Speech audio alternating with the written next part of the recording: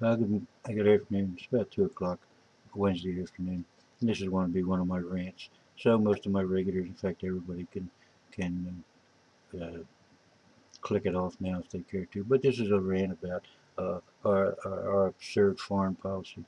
And it goes back to the Vietnam War and probably previous to that, but we'll cover we'll cover our dealings with Israel in another issue another time.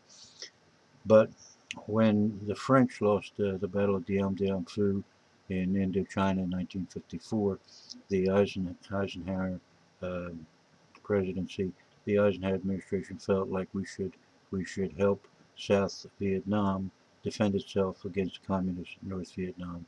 And the problem was that they believed in what became known as the domino theory, thinking that all of Indochina would go the way South Vietnam was about to go, and that meant that Laos, Cambodia, and Thailand, and even Burma maybe, and perhaps after that Singapore, Malaysia, maybe even Indonesia would all fall under uh, Chinese communist rule.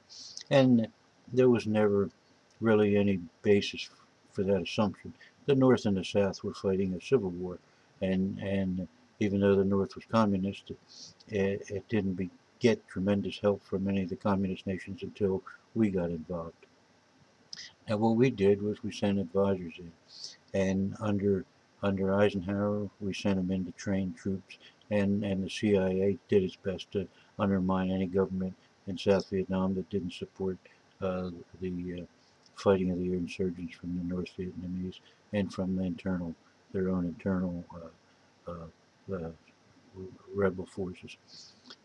So under Eisenhower, we kept feeding more and more money and more machinery, more and more uh, tanks and war materials to the South Vietnamese government, and more advisors. And the same thing we've followed up under Kennedy, but we had no idea what Kennedy's foreign policy would be in South Vietnam because of the assassination.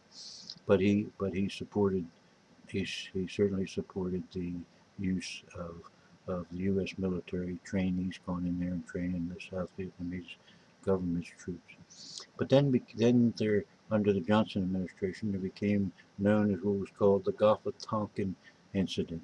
And the president, after the quote Gulf of Tonkin incident, which was they claimed was an attack by North Vietnamese gunships against U.S. naval forces in the Gulf of Tonkin.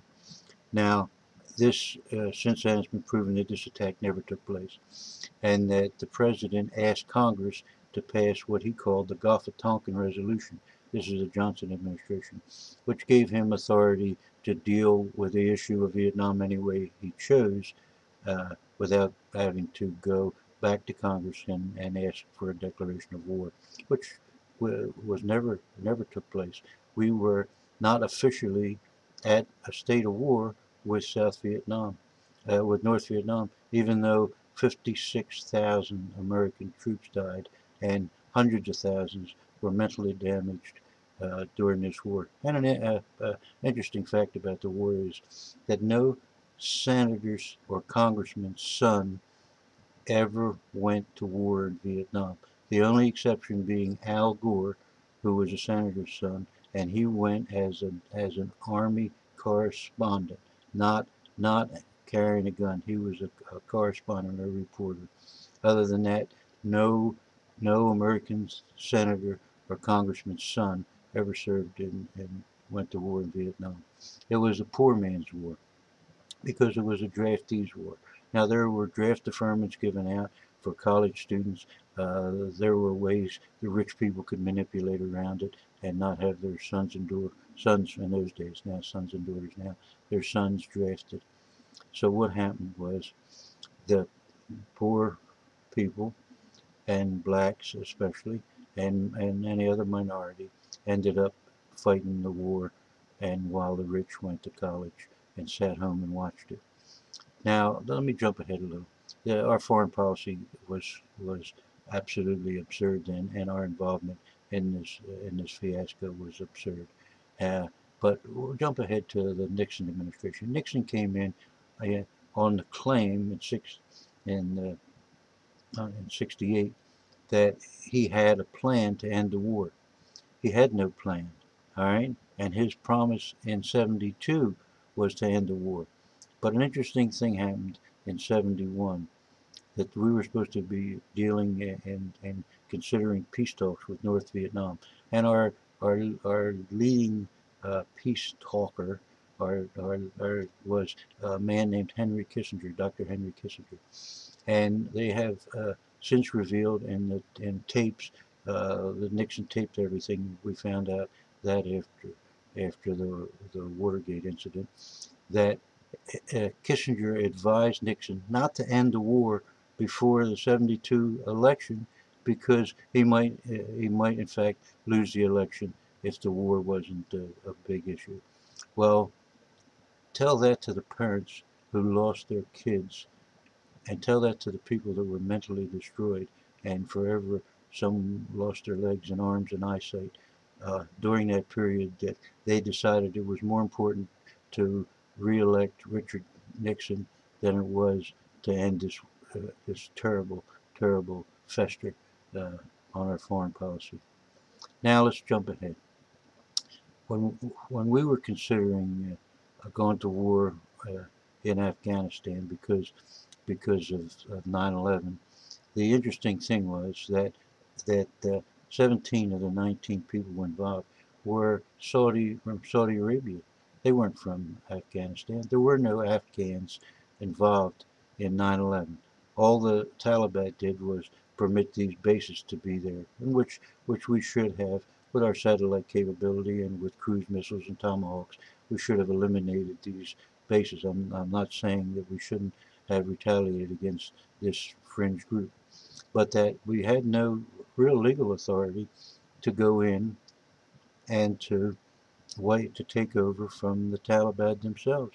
Now the Taliban were not nice people, but they were armed by us in our war of attrition.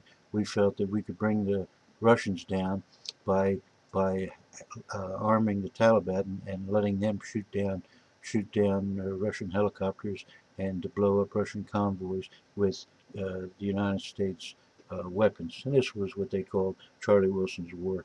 And anybody can look that up and get the history of that. So we got into Afghanistan, which is a hellhole, a sinkhole, quicksand, whatever you want to call it, from Alexander on. No one ever conquered. It's a tribal nation, and that's the way it's always going to be. But the Taliban ruled, and when they ruled, they cut out 90% of the poppies. So there was just a trickle of morphine, which is converted to heroin, well, opium to morphine to heroin, and our and there was just, I say, a trickle coming out. Well, what happened was, after we kicked out the Taliban, now the Taliban run the drugs, and they're back to more heroin leaving Afghanistan than ever before. And the drug dealer on the streets of America is supplying the arms that are killing Americans in Afghanistan. Totally absurd situation. We should never have gone in. We shouldn't be there, and we should get the hell out as soon as we can. But now we're so involved with Pakistan and worried about how Pakistan and India are offsetting each other, two very powerful nuclear powers, and we're so worried about the nuclear powers, the nuclear bombs in Pakistan, that we don't dare leave Afghanistan in a mess. Part 2 in a moment.